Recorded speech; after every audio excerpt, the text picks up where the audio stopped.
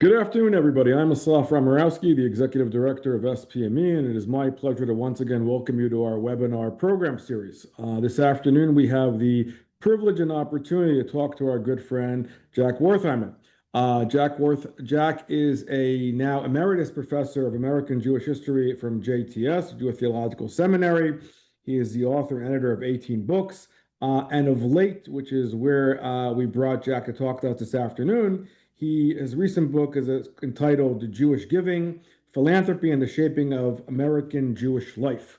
There is a lot to discuss on that matter, especially the reality of the American Jewish landscape post 10/7 and other topics that are of interest to all of us as we tackle all of these issues related to campus issues, but also parenthetically what the American Jewish community is doing and how it's looking at the landscape at large. Those of us who've been with us in the past know, as far as housekeeping wise, Jack will talk for about 25 to 30 minutes. Then we will go into Q&A. Q&A will be done via the chat. All you got to do is type in your questions in the chat, and we will do our best to respond to all of them in a timely fashion. If we don't get to them, I apologize in advance, and we will do our best to respond after the webinar. But really, without further ado, Jack, thank you for once again joining our program, and the virtual floor is now yours. Thanks so much, Asaf. It's a pleasure to be with you again. I had the opportunity to speak in the past for you, and it was an enjoyable experience. I'm looking forward to today as well. So the book that I'm talking about appeared in this past July. The title of the book is Jewish Giving, as you heard, and the focus of the book, I want to stress, is about giving to Jewish causes. Jewish giving can be understood in a number of different ways. One of them is what I just said, giving to Jewish causes. But very often what donors will say is that any cause that I give to is Jewish giving. I'm Jewish, and I am giving through influenced by, stimulated by, inspired by my Jewish values. That's not the approach that I took. Rather, I focus specifically on giving to Jewish causes. And in this book, one of the main things that I tried to understand was areas of continuity and also rupture between current trends in Jewish giving as opposed to those in earlier eras of American Jewish history. So the book is both historical in orientation but at the same time, more than half of the book is devoted specifically to the first 2 decades, roughly, of this century. Asaf mentioned post-October 7th developments. I will be getting to that at the end of my talk, but the book itself was completed actually before October 7th.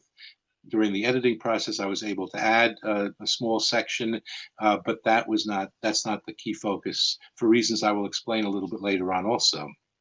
So again, issues of continuity and rupture in patterns of Jewish giving in the United States, and again, specifically to Jewish causes. What made this topic more urgent from my perspective was that a shift had taken place in the writing and even public pronouncements regarding Jewish philanthropy.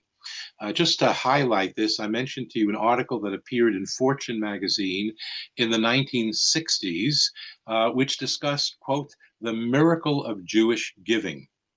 And the thrust of that article was that not only have Jews in the United States mastered the ways of raising money and persuaded fellow Jews to give generously, but they've also created an infrastructure for raising those types of funds, and then also for dispersing them for the needs of the Jewish population in the United States. That's kind of typifies the very positive approach that had been taken to Jewish philanthropy as representing a kind of exceptional case, a worthy case of being studied and discussed both by Jews as well as by non-Jews in the United States. But by the closing decades of the 20th century, and certainly into our century, our current century, the mood has changed quite significantly. And the enterprise of Jewish philanthropy has been challenged from a number of different corners. One aspect of this critique already appeared in an article that appeared in 1979 titled "Will the Well Run Dry?" And the two authors of that, who happen to be very good friends of mine, distinguished sociologists, expressed their concern that the era of generous Jewish giving that especially culminated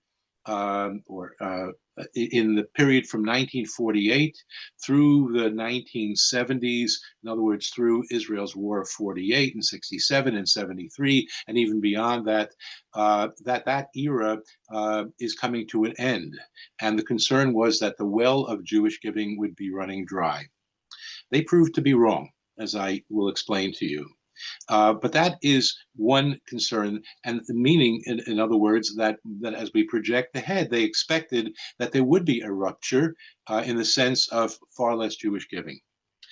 Second of all, there were some who were very concerned that the reverse was taking place.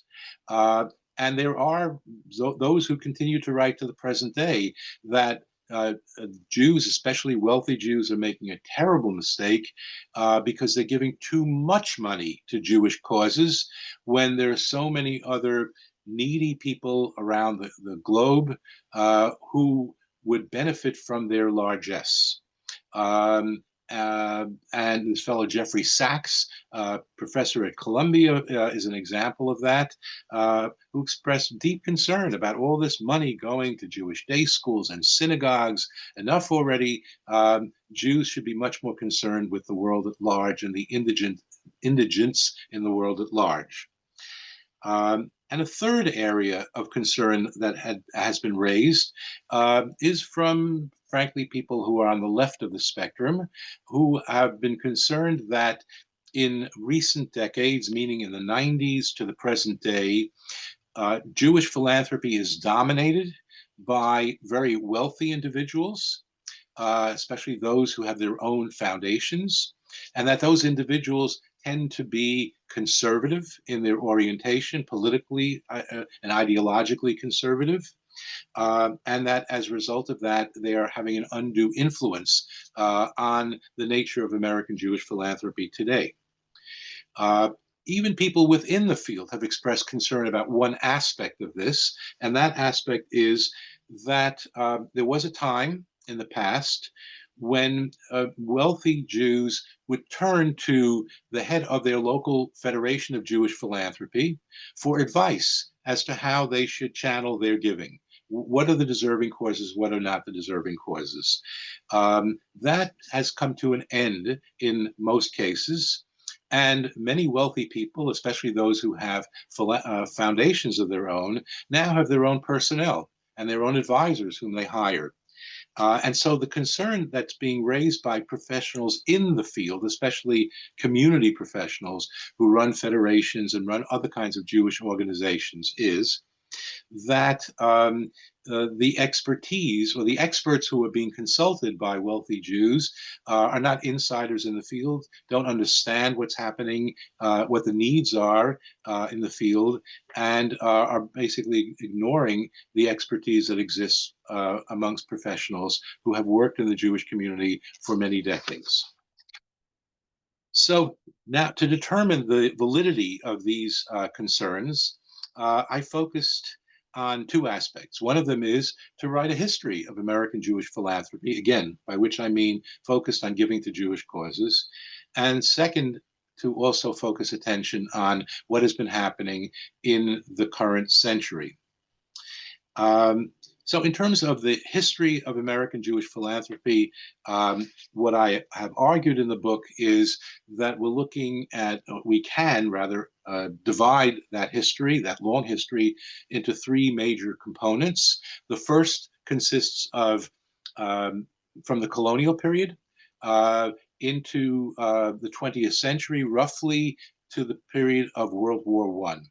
where the focus of American Jewish philanthropy was heavily placed on two aspects. One, the sustaining of Jewish institutions, synagogues, and all kinds of other institutions that eventually emerged, cultural institutions and the like, educational institutions, and in addition to that, support for indigent Jews.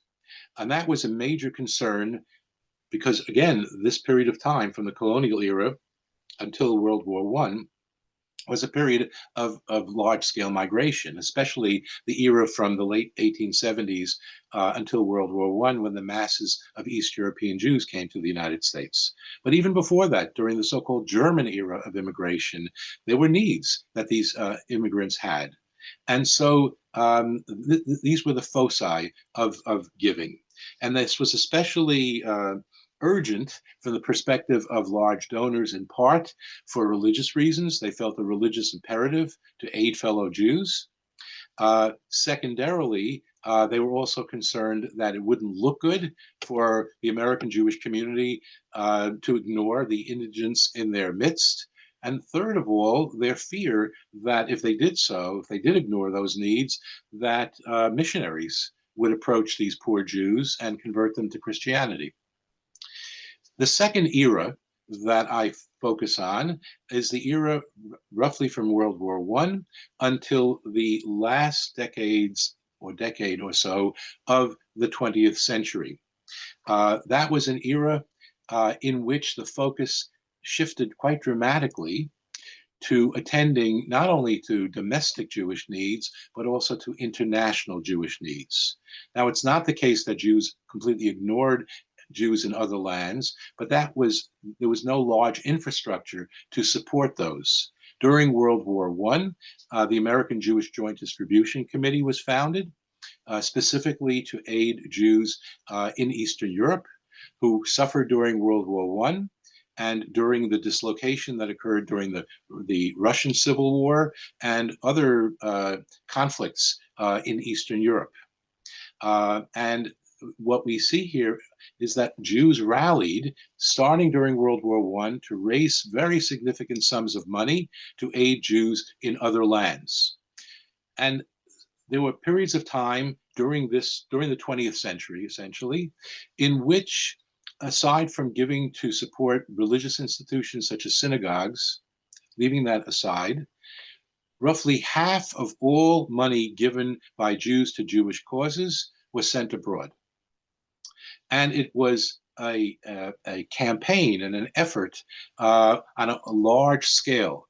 I refer to this in the chapter I called The Era of Mass Giving, because the significant majority, in some cases a large majority, of Jews gave to support Jewish causes during that period of time.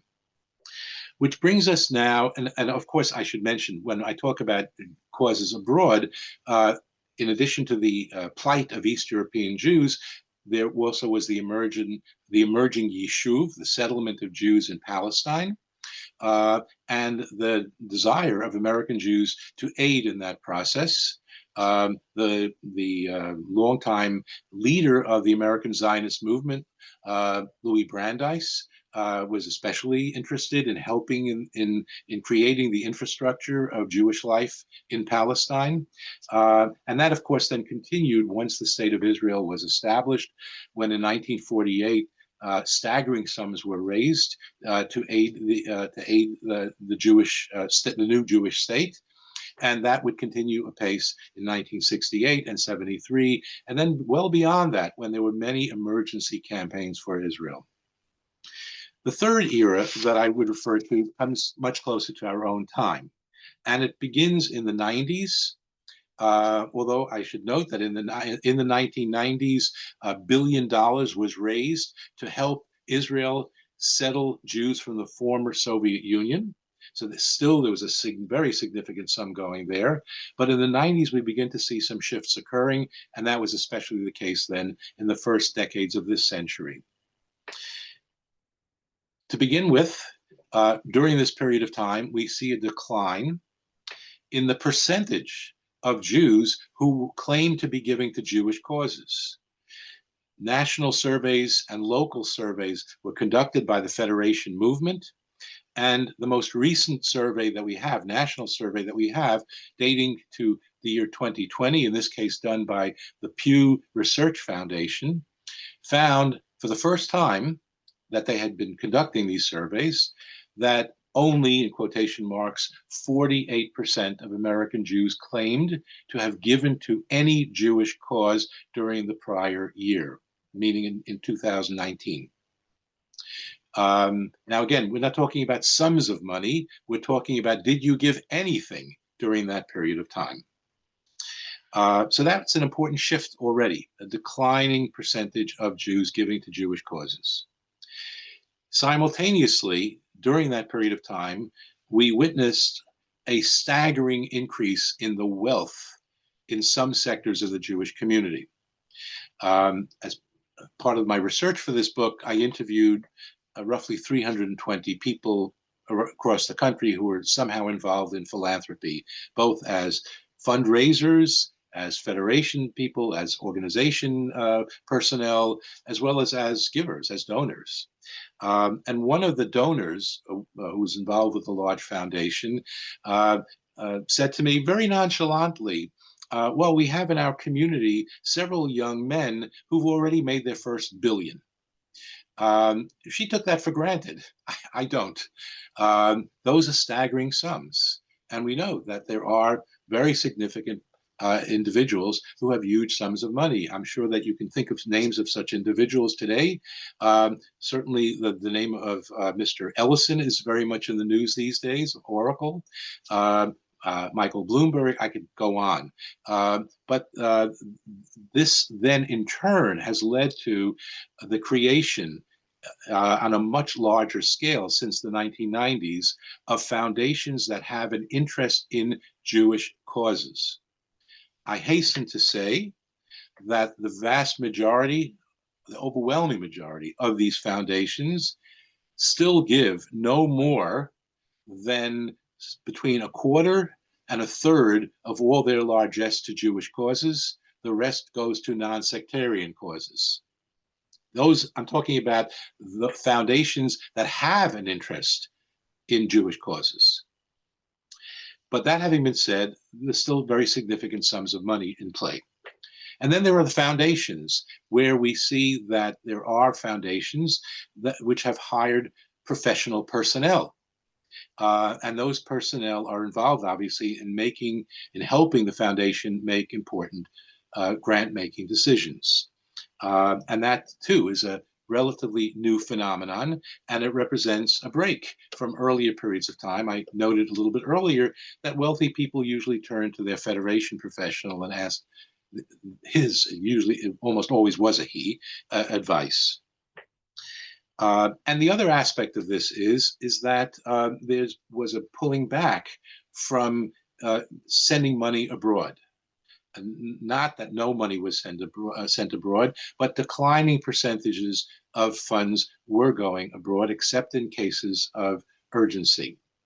And we'll get to that still regarding post-October 7th developments. And instead, those who were giving to Jewish causes became much more concerned about, it's not a term that they would use, they use the term Jewish continuity. I would use the term assimilation, and the need to find ways of educating and socializing younger generations of Jews into Jewish life, and trying to find new ways of doing that. Birthright Israel was an expression of that. This was an initiative of funders, and there have been many other such initiatives. Honeymoon Israel for young couples, especially intermarried couples, sending them on trips to Israel. One Table to provide Friday night meals for young people, especially singles and newlyweds, to have the experience of a Friday night Shabbat meal. And I could go on and on. Moshe House is another example of this.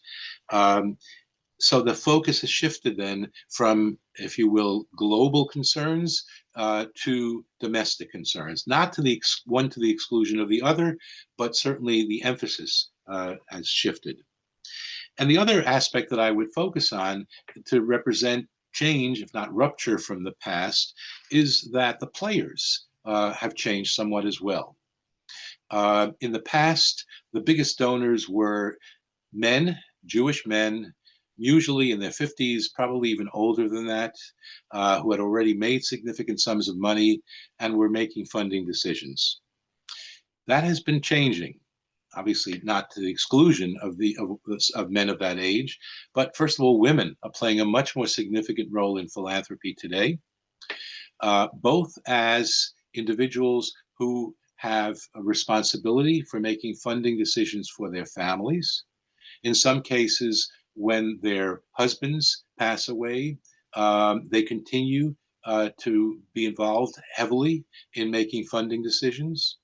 And many women also are earning money in their own right and are making grant making decisions about money that they have themselves accumulated.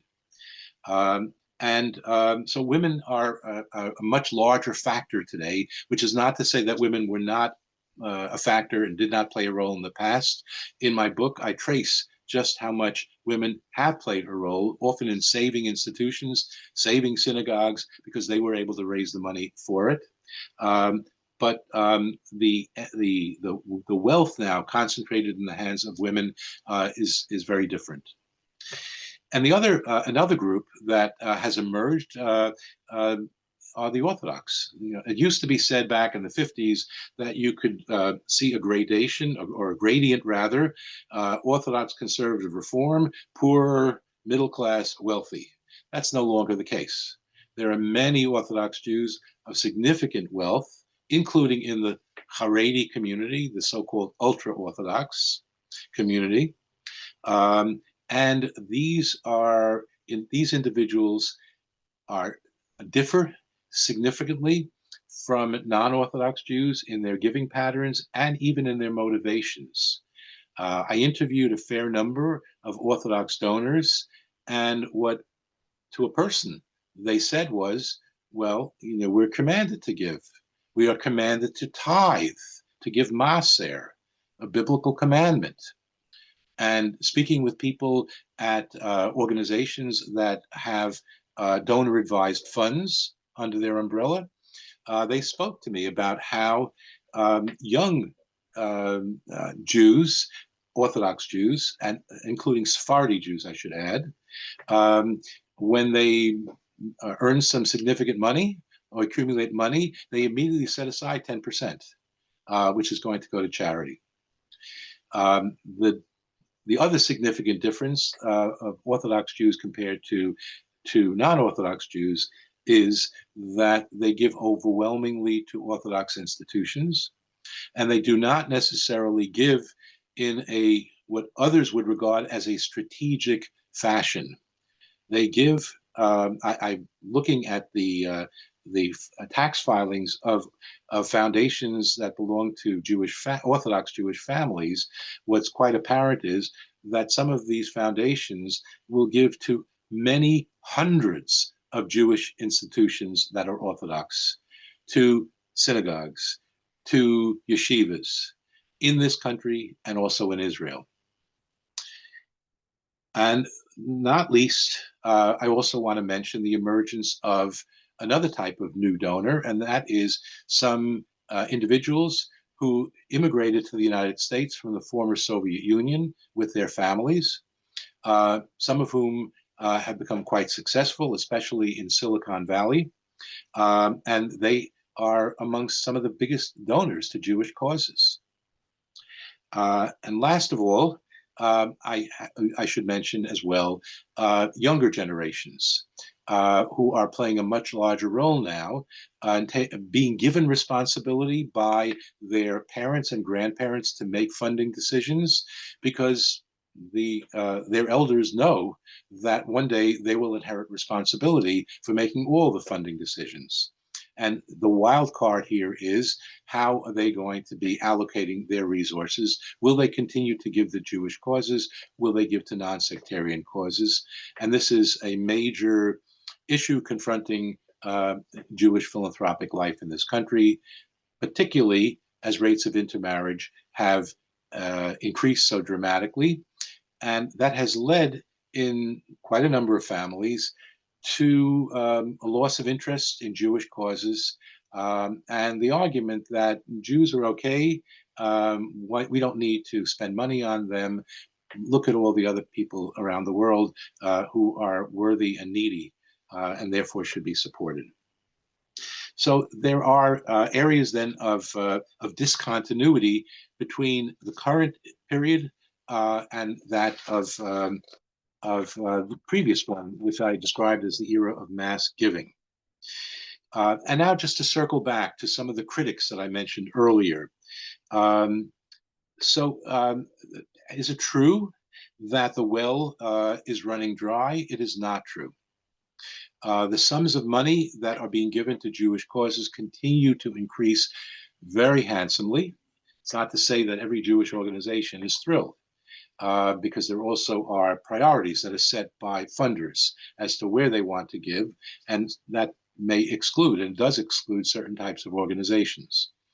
But that having been said, the sheer sums of money being raised are really quite dramatic.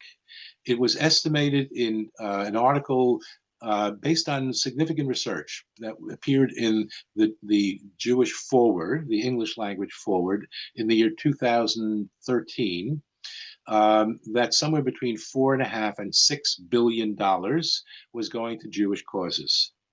In the work that I did in gathering data from the 990 IRS filings of Jewish not-for-profits, I concluded that we are by the 2020s, 2021, and so the figure had jumped from 4.5 to 6 billion, and had jumped to somewhere between 12 and 13 billion dollars. And that inflation does not account for that very dramatic rise. So very significant sums are going to Jewish causes, and that's a good news story for those who care about those issues. There's another side to that story, though. And the other side of the story is that the base of donors is shrinking, that fewer Jews, or a smaller percentage of Jews, I should say, are giving to Jewish causes, as I mentioned earlier.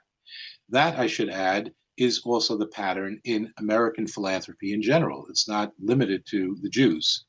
A smaller base giving larger sums of money.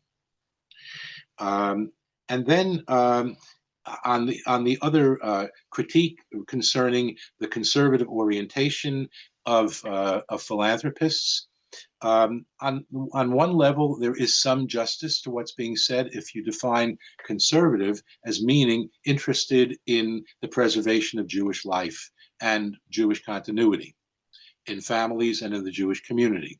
That certainly is the case. But what we also know from the Pew study is that when people were asked, Jews were asked, have you given to a Jewish cause? Did you give to a Jewish cause last year? The most likely to have given were people who identified as quote unquote very conservative, individuals who identified as conservative or liberal gave roughly in the same proportions, and people who identified as very liberal, which I would translate into progressives, were the least likely to give to Jewish causes. And so if the concern of people in progressive circles is that philanthropy is weighted toward the interests and the priorities of conservatives, a good deal of the reason for that is because progressives are not giving to Jewish causes nearly the same way as people who are of a more moderate or conservative orientation. But that having been said, people are complicated, and there are conservatives who are known for their conservative political outlook, who, when it comes to social policy, are not at all conservative and support liberal causes. So that putting people into boxes doesn't work so terrifically. Which brings us now to the last issue I'd like to discuss, which has to do with post-October 7th developments. We don't know. Nobody knows precisely how much, what the sums are of money that have been raised. We certainly know that in the immediate weeks and months after October 7th, well over $1 billion was very quickly raised to be sent to Israel. It's not at all clear that that money is continuing to flow at nearly the same rate to Israel, where, especially now, there's a concerted effort at rebuilding, especially the destroyed communities in the Gaza envelope and in the north as well. And then finally, the buildings that were destroyed by Iranian missiles. So we don't know about the sums of money that are being channeled there. But we know that there were significant sums that went. We also know that there are significant sums that are going to fight against the rising tide of anti-Semitism and anti-Israelism in this country. Again, we do not have the figures as yet. I mentioned 990 reports that are filed by not-for-profits, required to be filed by the Internal Revenue Service. Those are eventually made public, but there's usually a lag of a year, year and a half, 2 years until they are publicly released. There are also many institutions that legally delay filing for a variety of reasons. They ask for extensions. And so we only now are able to see 990s for the 2023 year. And those for 2024 generally are not available yet. And only when those become available will we have better information about the actual sums of money donated, and also the proportions of giving to Jewish causes that went to Israel, as an example, and other global needs, as opposed to domestic needs, as opposed to what kinds of domestic needs, as opposed to the battle against anti-Semitism. So I'm sure that's a question that may be on many of your minds, but unfortunately, I don't have a great answer as yet, and I don't know anybody who really does have an answer for it. The other question that arises from the post-October 7th development is something that people whom I interviewed since October 7th, who work in the Jewish community and especially for Jewish organizations, have said to me, which is that people, Jews, were coming out of the woodwork to donate to Jewish causes, not only causes that dealt with Israeli needs, but also domestic Jewish needs. There are stories about funders who have felt burnt by their prioritization of giving to especially progressive causes in this country, and who have pulled back, and some of them are giving now to Jewish causes. How many? We don't know.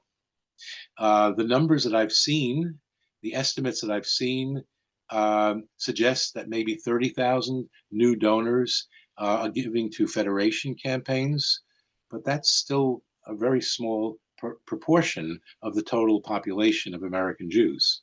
So we really don't know to what extent there is a reversion to mass giving to Jewish causes, reversion to the pattern of the 20th century, in other words. This is a time, ours is a time of deep concern and instability. And Jews, American Jews, as well as Americans of other backgrounds, are concerned about the direction of the country, concerned about the state of the world and other countries and what's happening in the Middle East. I could go on and on. But one thing I will say that to me is at least uplifting is that after studying patterns in American Jewish philanthropy, what is clear is that there is continuity on one very important issue, and that is a significant proportion of American Jews still feel a responsibility to care for and to support fellow Jews, and not only Jews who are indigent, but also to support the infrastructure of Jewish life. Whether those funds and that giving is sufficient depends upon where one sits, obviously, in the Jewish community. But fortunately, we still have many such individuals in the Jewish community, and that ought to be heartening to us as well. And with that, I thank you very much for your attention.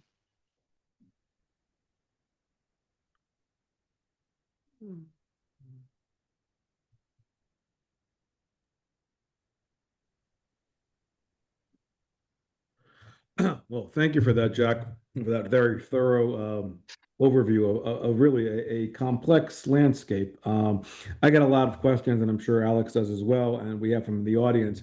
But let me start off by asking the first question. I mean, and you kind of alluded to that in your comments.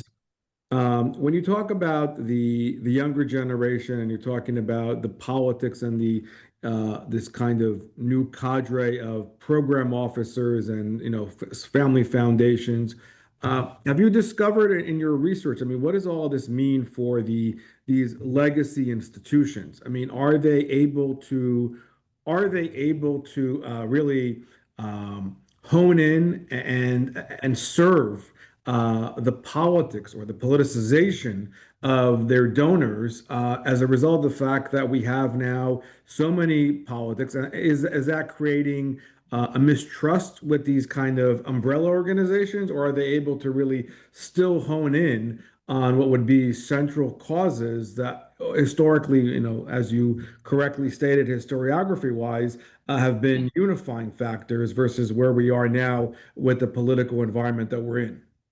Yes, yeah, this is a very important and very apt question.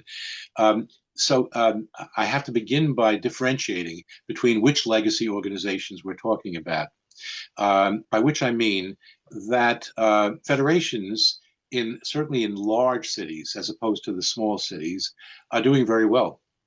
They have been able to raise significant sums of money precisely because they are seen by donors as being well positioned to act with alacrity and to channel funds where they are most needed in a very, very quick fashion. That means that they have individuals on the ground in Israel, as an example, and so they can channel that money there quickly, so that it is spent and used quickly, and that's true in the United States as well for domestic Jewish needs. So, in other words, some of these so-called human services organizations are doing quite well because of that, because donors want to help. One of the things that has been said was said during the COVID epidemic, and it has been said since October 7th, is that wealthy people find themselves feeling helpless as to how they can act constructively. And the one way that they think of is, we have money, we can give money, but we want the money to be put to good use and quickly. Other organizations, legacy organizations, well, in addition to that, one other point, in addition to that, the organizations that are dealing with anti-Semitism and anti-Israelism are also doing very well. The American Jewish Committee and the Anti-Defamation League are raising much more money these days than they had prior to October 7th. They had been sounding the alarm, by the way, before October 7th, and were seen as being engaged in self-dealing. They're hyping anti-Semitism because they want to raise money. That was the attitude. But since October 7th, they have been able to raise significant sums of money. But then there are other kinds of legacy organizations, such as synagogues, such as Jewish educational institutions. And then there's a much more complicated story.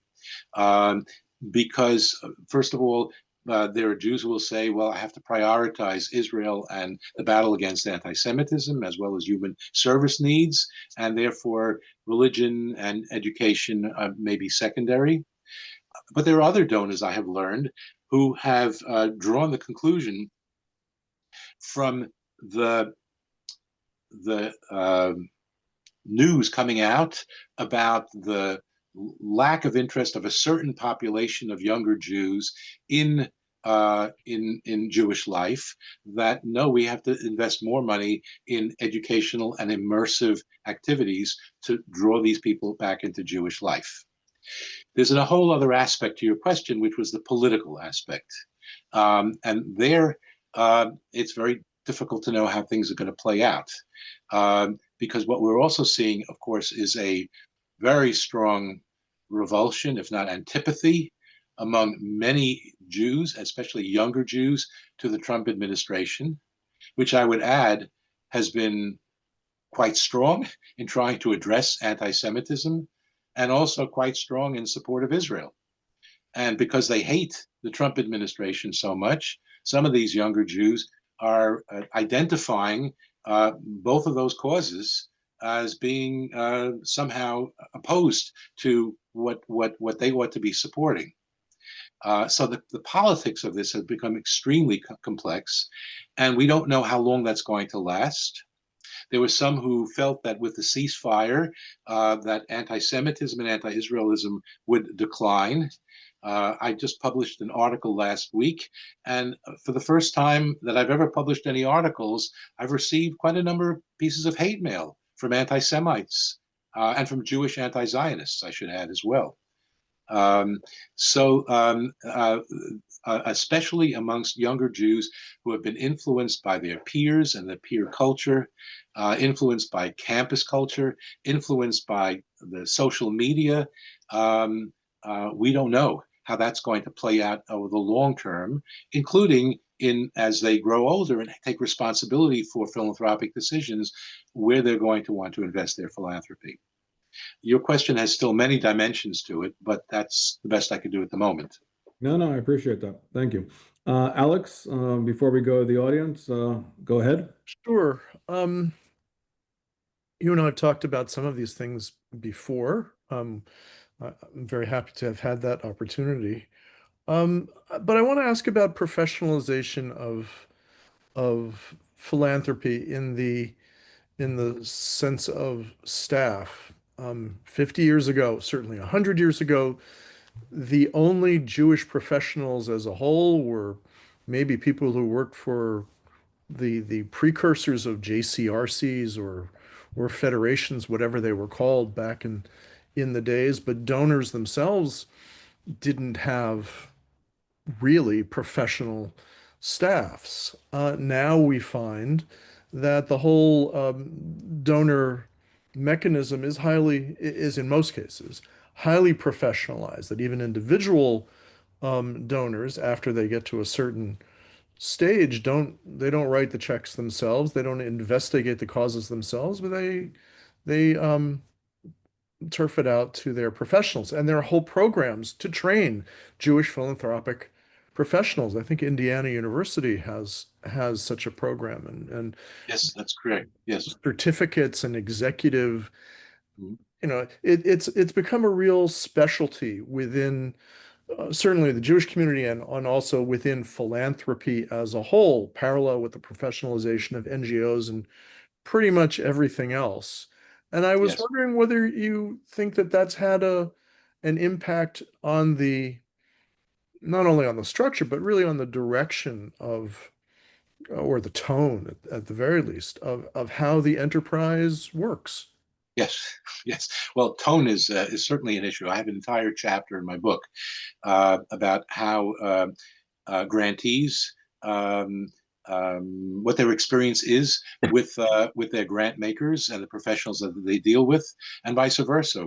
How do grant makers, the professionals at funding organizations, how do they perceive their grantees, people who work for their grantee organizations, in other words. And one of the aspects of this story that's not very pleasant is that professionals working for not-for-profits often feel that they are not respected by the professionals who are working for foundations. I've written about this. I've spoken about this. And I'd like to believe that there is a concerted effort to try to educate the professionals at foundations about the dangers of their identifying so much with their foundation principle that they don't realize that the money that they're spending is not their own money, but rather that of the foundation. So that's number one. Number two, it also has an impact in that it's very sexy to work for a foundation, sexier perhaps than working for a Jewish organization. And certainly it's also a lot easier to work for a funder and help to make funding decisions as opposed to trying to hustle and raise money to meet budget. And so I'm concerned about a siphoning off of talent into the funder area that you were talking about, Alex, as opposed to Jewish organizational life. But that having been said, I've had enough dealings with people who work for funders to question the way you frame things. I don't know of many funders who simply abdicate, pardon me, to their staff. You guys make the decisions. That's not the way it works. First of all, at foundations, certainly there are boards. And many donor-advised funds have boards also consisting of family members. In other words, they may consult with people, but ultimately the decision rests in the hands of the principals. And if the principals are no longer alive, they rest in the hands of board members who don't give carte blanche. The other aspect is I've gained a respect for many people who work for foundations. They really work hard at educating themselves. And they pay close attention to reports that they demand of their grantees, so much so that it drives some grantees crazy because so much is demanded of them in terms of reporting back and demonstrating success or failure. But certainly, the larger question that you're raising does point to a very important shift that's been taking place.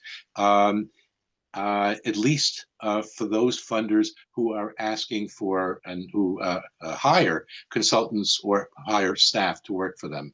But I also want to stress one other point, and that is the vast majority of funds that are donated to Jewish causes are donated not by foundations, but are donated by individual donors, either through donor-advised funds or by writing large checks or by transferring assets such as stocks and so on.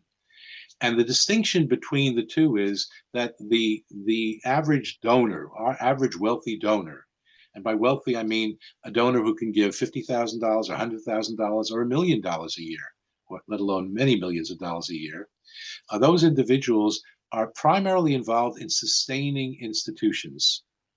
We have many Jewish institutions, thousands of Jewish institutions in this country and in Israel that rely upon philanthropy. Some would say we have far too many, far too much duplication. But this is America, you know, rugged individualists. You don't like this organization, you'll start your own organization. These funders are sustaining those organizations and the infrastructure of Jewish life. Foundations, and that's often not understood, are not involved primarily in the process of sustaining institutions, but rather in initiating new initiatives, new programs. And that leads to conflict often because grantees would hope that their funder, especially the foundation, will continue to give to them for 3 years, for 5 years, for 10 years. And that's just not the way the game is played anymore. Foundations are involved with helping to launch something, and then they move on because they don't have the money to continue to support while also initiating. Great. Alex, I'm going to take a question from the audience and then we'll... Yeah, please. Jack, I'm going to combine David Musher and Jerome Danis's question. I mean, they're all dealing with similar issues, but, as far as trying to desegregate, some of the points that you were making, in the research that you've done, is whatnot. David's asking about distinguishing between funds that go to Israel and funds that go abroad to other Jewish causes around the world. And Jerome is asking as far as the charity money that goes to social action versus Jewish causes, and I would also add, on the social action aspect, what we're seeing, of course, now to your last point, in your remarks, as far as the progressiveness, is there a conflation of, the tikkun olam mentality, and the Jewish aspect, as far as moving away from what would be, conventional Jewish stuff into non-conventional, and is that a trend that we're seeing growing vis-a-vis the politicization? Right, right. So, so there I hearken back to what I said at the outset, in trying to define, so what is Jewish giving? How do we define giving to Jewish causes, or giving based on quote unquote Jewish values? And of course, the Jewish value that's trotted out all the time is tikkun olam. Um, and so what donors will say is, I'm giving to the Philharmonic, I'm giving to Harvard University, I'm giving to whatever it happens, the hospital, I'm giving to aid people in Asia or Africa, and that all is coming from my Jewish values, and therefore that's Jewish giving. But we need to differentiate here as well between non-sectarian social justice or social action causes and Jewish ones. There's a whole area of Jewish social action causes for the environment, um, for some would say immigration reform, and all those kinds of action. Those programs are seen by some as being within the Jewish sphere. So that's a factor as well in this. And the issue that I tried to raise before was, to what extent are Jews convinced that simply by giving to, not so simply, but by giving to social action causes, they are fulfilling their Jewish agenda, and they are fulfilling a Jewish mitzvah. And amongst younger people, especially, that seems to be the case. I didn't quite catch the thrust of the question about segregating between giving to Israel as opposed to global causes. We certainly do know that the American Jewish Joint Distribution Committee, the JDC, is actively involved in aiding Jews in other parts of the world, in parts of the world other than Israel, although they also are involved with Israel. But certainly in times of crisis, the large majority of money going to global needs are actually ending up going to Israel. But I'm not quite sure what else lay behind that question. No, I think that mostly, I think it was, whether or not other global Jewish causes, in the old days, we obviously had Soviet Jewry days. I mean, are we seeing, as far as other, Ukraine, and other kind of elements as far as what the joint does, as far as, the global stuff versus, Yes. per se, Right. Israel stuff. Right, and that continues. There's certainly attention is being paid to. There was a significant campaign to raise money for Jews who were in the Ukraine, and that continues to be the case. Chabad has been very active in raising money for that, and also helping people get out of the Ukraine. In addition to which, there are campaigns to raise money and channel money to Holocaust survivors who are still alive. Right. I'm talking about in Eastern European countries. Right. Alex, I'm going to go back to you. I was keeping an eye on the clock, and seeing Sure. to ask. Um, I'm reminded this idea that any philanthropy that a Jew gives is automatically Jewish philanthropy. I'm reminded of something that someone once told me many, many years ago, that anything that a Jew eats in the land of Israel is automatically kosher. Ah, Um, but that's neither here nor there. Um, I think my question really has to do with how philanthropy fits in with the future of the American Jewish community, demographically and organizationally. All the changes, the whatever you want to call it, implosion of the conservative movement, whatever kinds of difficulties it's having, the shifts demographically and also politically and geographically within the reform movement, and the rapid rise of the further religious reaches of the Orthodox movement beyond the modern Orthodox, um, Haredi and its variants, let's say. Mhm. Um, how do you think this will affect giving in the next decade to 10 to 20 or so years as the money is distributed differently, as the bodies are distributed differently, and the interests? Right, right, yeah. Um, there are many well-known stories about historians make for very poor profits. Sir Edward Gibbon decided in 1788 that it would be a good idea to invest in the bonds of the French government. So much for a great historian being able to foretell the future.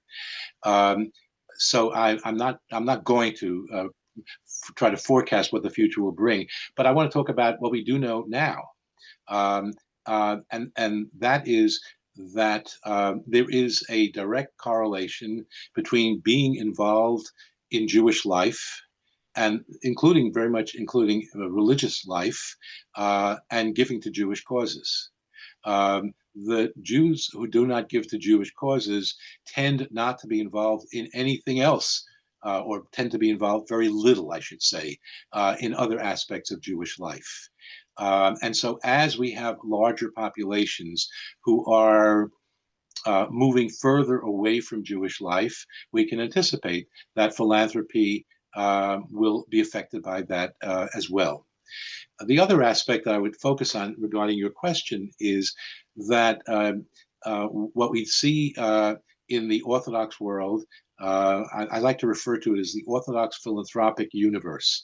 Orthodox Jews heavily support, not necessarily always to the exclusion of everything else, but they heavily support Jewish causes.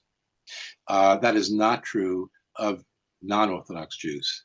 They are much more involved in their Jewish giving in pan-Jewish causes. The federations, for the most part, do not rely upon giving from Orthodox Jews. Again, there are exceptions to that, but that's not where their main dollars are coming from. Their main dollars are coming from what I would call the middle of the spectrum: Reform Jews, conservative Jews, maybe Reconstructionist Jews as well. And they are less likely to support their own institutions. So when we project ahead, that obviously is a worrisome development now already, let alone what it's going to be in the future for those movements, if one cares about what the future of those movements really are. So as to the future, I'm not going to kind of delve into that area. Good. I'm going to take one last question and I'll try to combine these two from the audience here, keep an eye on the clock and I'll try to keep it short. But both, our colleagues Jerome and Suzanne are asking, one about really how, and I know you mentioned it in your comments, how seriously are the organizations really taking the impact of intermarriage on this? And, Jerome was pointing out correctly, that, you have groups like HIAS who are also giving to non-Jewish immigrants. Is that like, is the non-Jewish aspect, or does that feed into, I guess, the priority of giving and maintaining the integrity of these entities? Right.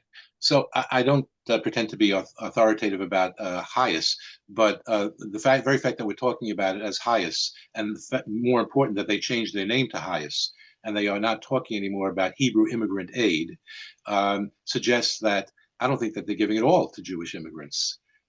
Their agenda is immigrants from many other backgrounds. And that's an example, and they continue to be supported by Jews. That's an example of Jews who would claim, well, given our history, given our values, we need to be concerned about immigration issues in this country. And the complication there is that some of the immigrants who are coming are not necessarily warmly disposed towards Jews. And so here you have a supposedly Jewish organization that is fighting for the rights to immigrate to this country of people who are hostile to Jews. Complicated issue. The other aspect of your question, just remind me again. On the intermarriage, how, Oh, yeah, the intermarriage question. Yes, yeah. So, look, basically, most Jewish organizations have surrendered on this issue. They're not going to fight intermarriage. They're not going to say a word against intermarriage. Some of their donors are intermarried. Biggest donors are intermarried Jews. There are debates going on now in synagogues as to what role non-Jewish spouses of Jews can play on boards, synagogue boards and synagogue committees. The official policy, as best as I can understand it, of the vast majority of Jewish organizations is that we're not going to talk about intermarriage, and we will be as inclusive and welcoming as possible.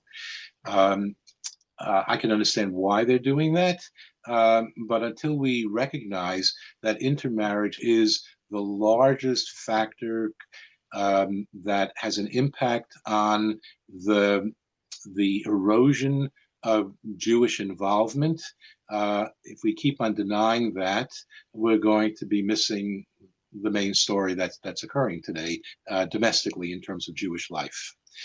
I'm not happy to say that. I know that that's painful for many people to hear, let alone perhaps controversial.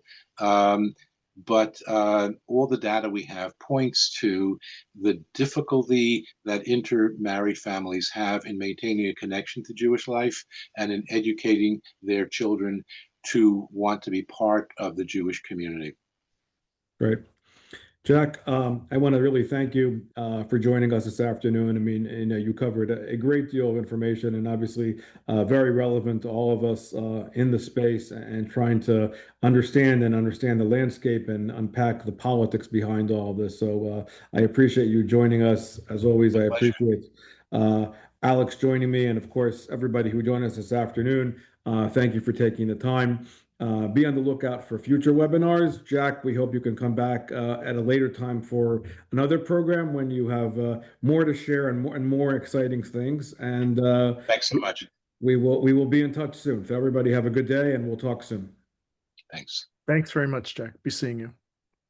I trust we will. Take care, Alex. Okay.